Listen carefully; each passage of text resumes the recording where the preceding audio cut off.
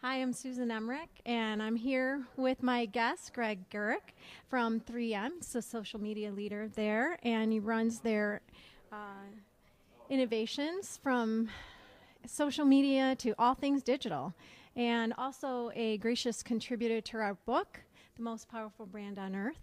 Welcome, Greg. Thank you. And I thought we would talk a little bit about influence when it comes to social media and empowering employees at a company.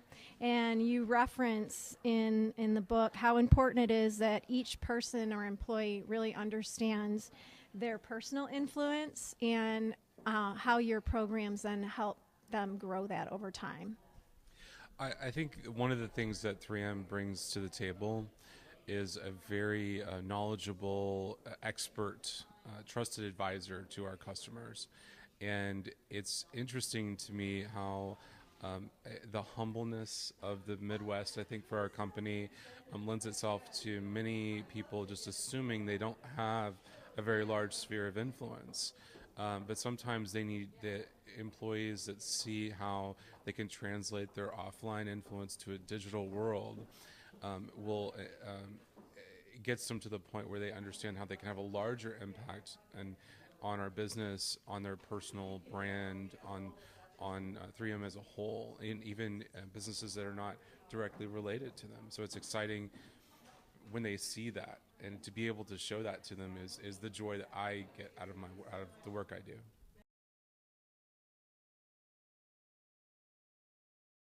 You describe how you show that to them. If you could tell me a little bit more about how you do that, the measurements that you provide to them and help them to incentivize, keep going.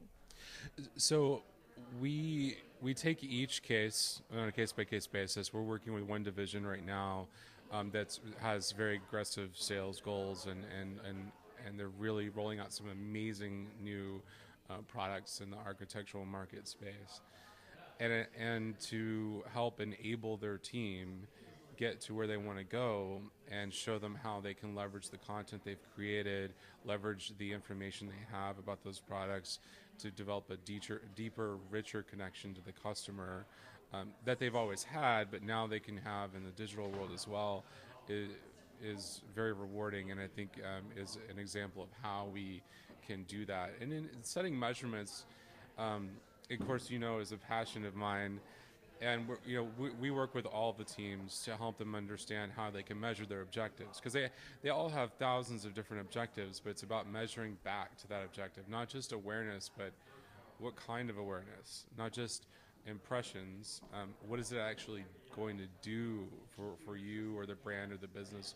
Are you changing the hearts and minds of the customer? Are you there when they need you? That's what matters. Alignment to business goals is really, really important. And unless that's the foundation of how you're enabling employee advocates, you're really not going to be able to quantify any outcomes that are aligned to achieving those business goals.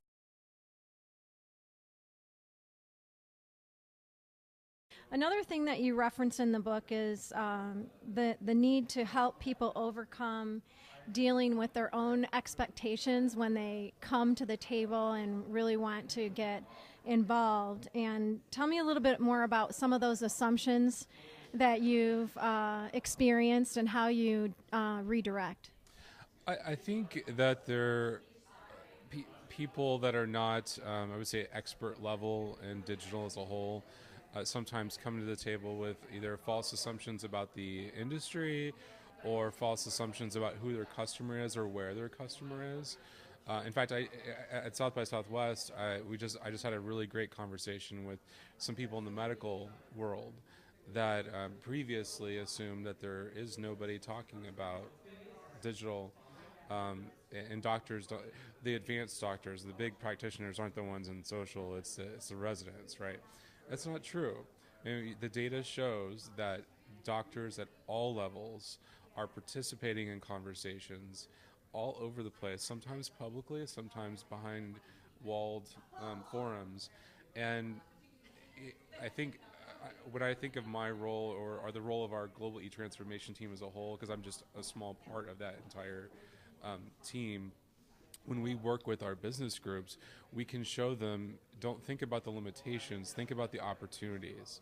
There have been instances where there were communities that were our walled gardens of closed conversation that you can tap into because you can ask them for access. You can ask them to be a part of the conversation.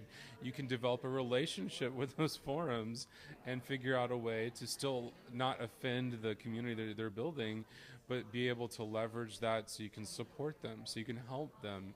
And sometimes you'd be amazed at just asking for what just asking a question can do. So being able to open up the opportunities and show the possibilities, I think, is sort of the chief part of that, in getting rid of the assumptions. And they get very excited. Business teams, when they start to see, oh wow, we can do this. That's out there. That's amazing, and then they want to do more and more and more. So I think that's really the sort of a blessing with my role. Great. So the future is very promising, and things are definitely changing. Data-driven marketing, a whole new way that marketing communications professionals have to really be change agents, and thinking about enabling employees and what you can drive in terms of performance-based marketing. Thank you so much, Greg, for being here, and thank you for your contributions to the book. It's a great book. Go out and buy this book. Thank you. So nice to see you.